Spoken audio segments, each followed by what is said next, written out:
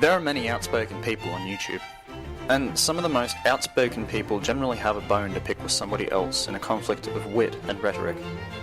Every day I watch a game of chess being played by atheists, scientists and rationalists against YouTube creationists and religious evangelicals. While one side plays by the rules, the other plays like, well, a pigeon, as the old saying goes, craps on the board, knocks over all the pieces, then flies off to its flock to declare victory. I have decided to join this game, and I'll be playing by a new set of rules. Thus far you have seen the atheist, the scientist, and the rationalist, all very smart and capable people, but you haven't yet seen much of the rhetorician given the Fundies a taste of their own medicine. This is a task I appoint myself. To begin, I am producing a series of responses to a new YouTuber that has been infecting the comments of various videos made by proponents of atheism, and producing some dubious videos of his own. He has entered the game with pigeon poop blazing, declaring a humiliation and ponage of atheists across the tube with strings of verbal diarrhea that could be mistaken for the ravings of a madman. I wonder though, when he declares these little victories and humiliations, does he understand the meaning of irony?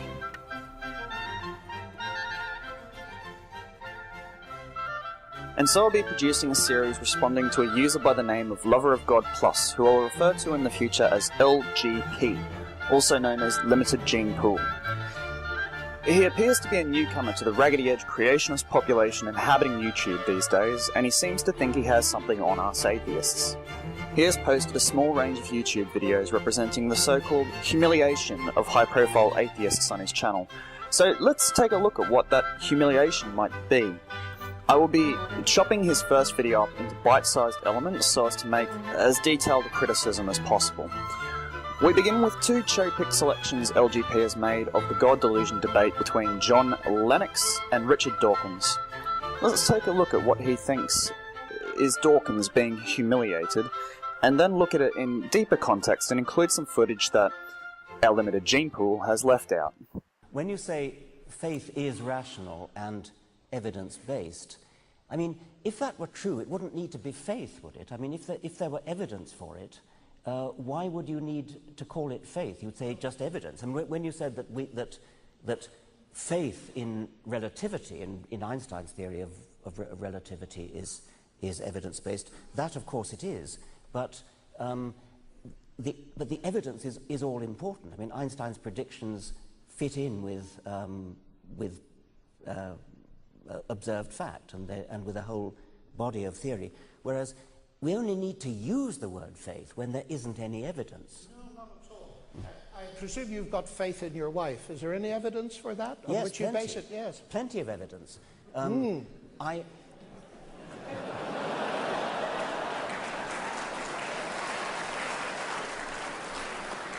Let's generalize it. Never mind about my wife. Let's generalize.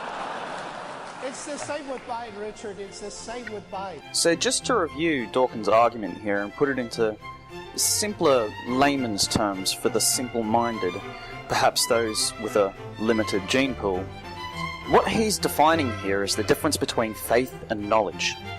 In his speech of the occasion of the 2001 Peace Prize awarded by the German book trade, the philosopher Jürgen Habermas focused on the role of religions in the modern society, and I do hope I pronounced that right, but I may not have. I will provide a link to his speech in the description, as it is quite a good read, but it is long and reading it verbatim will take too much time. For now, I will summarise and clarify the difference between faith and knowledge to the best of my ability. In short, faith is thinking something is real, knowledge is to know it's real. Many religious people constantly confuse faith with knowledge and mistake their beliefs for something more than just beliefs. But there is an inconsistency with the comparison between faith and knowledge, an inconsistency that is highlighted by their very own Bible. In Hebrews chapter 11 verse 1, "Now faith is the substance of things hoped for, the evidence of things not seen."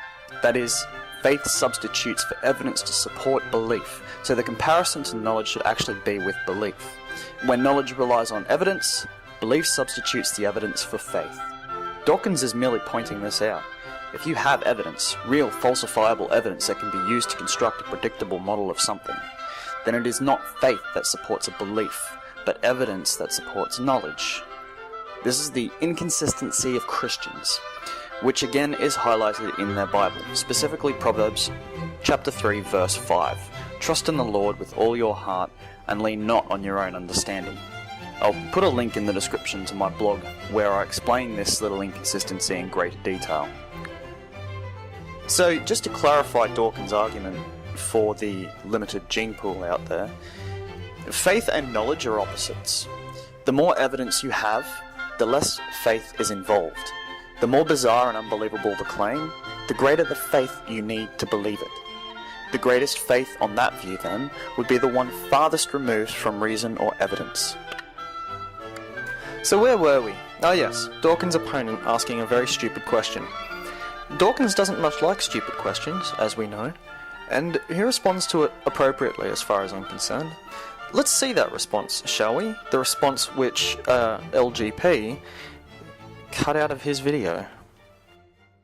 It's the same with Biden, Richard. It's the same with Biden. Let's say that in general, how do we know that somebody loves us? Okay? Yes. You can use a word faith for that if you like, but it's not the right use of the word. Because, oh, it is. Because you know why, you know your wife loves you because of all sorts of little signs, little catches in the voice, little looks in the eye. That's the evidence that it is. Yes, that's evidence. Right. That's perfectly good evidence. That's not faith. Yes, it is. Well, okay, then we're coming down to pure semantics. Semantics indeed. If the question had been directed to me, the simplest answer that I can think of would have been, my wife exists. The difference between tangible signs of loyalty and affection from a spouse and intangible so-called proofs from God is a gap as wide as it is empty. But there's nothing new from this clip. So what else does limited gene pool have on this debate? Because atheism is a faith, of course, as well. It's not. Of course it is. Well, okay. Don't you believe it? The old atheism is a faith bit. Mr. Dawkins obviously responding to a stupid statement as eloquently as he responds to a stupid question. This wasn't Dawkins bowing to a defeat of any kind. This was a Dawkins facepalm, just without the facepalm. This was him silently asking himself, how many times have I heard that before? Remember that little inconsistency between knowledge and faith? This is where it comes into play. Atheists, for the most part, simply don't see any point to faith when knowledge is available instead. Again, LGP cuts off Dawkins' response here, so let's have a look at that, shall we? You're an atheist with respect to you're an atheist with respect to Thor and Wotan and yes, that's Zeus. right. I don't believe them, but you believe atheism. No, it is your faith. I'm in exactly the same position with respect to your Yahweh, your Jehovah, whatever you call him. I'm in exactly the same position with respect to him as you are with respect to Zeus. And I cannot imagine not believing in Zeus leading one to do terrible deeds. It's exactly the same with not believing in God. I'm going to wrap. Let me put that in layman's terms, again, for the simple-minded. And when I talk about the simple-minded, of course, I mean those in the limited gene pool who think that atheism is a faith. From Stephen Roberts, I contend that we are both atheists. I just believe in one fewer God than you. When you understand why you dismiss all other possible gods, you will understand why I dismiss yours. In other words, religion itself is not a part of an atheist's life because we have no more interest in any gods or deities than a religious person who might have in gods or deities from a religion that they do not practice. The fact that a Christian does not worship the Hindu Murtisla Devas or follow the Vedas means that they are atheists in regards to Hinduism. Does that make them religious because they are anti-Hindu? The fact that atheists do not worship any gods or follow any ancient religious scripts makes us atheists to all religion. Therefore, we cannot have a religion, by definition of the word. The bottom line defining factor, though, is we just don't rely on faith as a core to how we live our lives.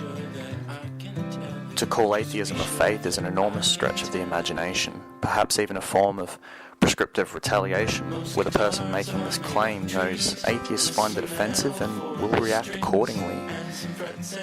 At its best, such a claim is complete ignorance or stupidity, or perhaps a bit of both. It's kinda sad, really. I'm sorry, LGP, but there has been no humiliation here, I'm afraid. Lennox uses some very familiar tropes and tactics and arguments in general throughout this debate that pretty much constitute every argument that a creationist ever has, and the only ones they will ever have.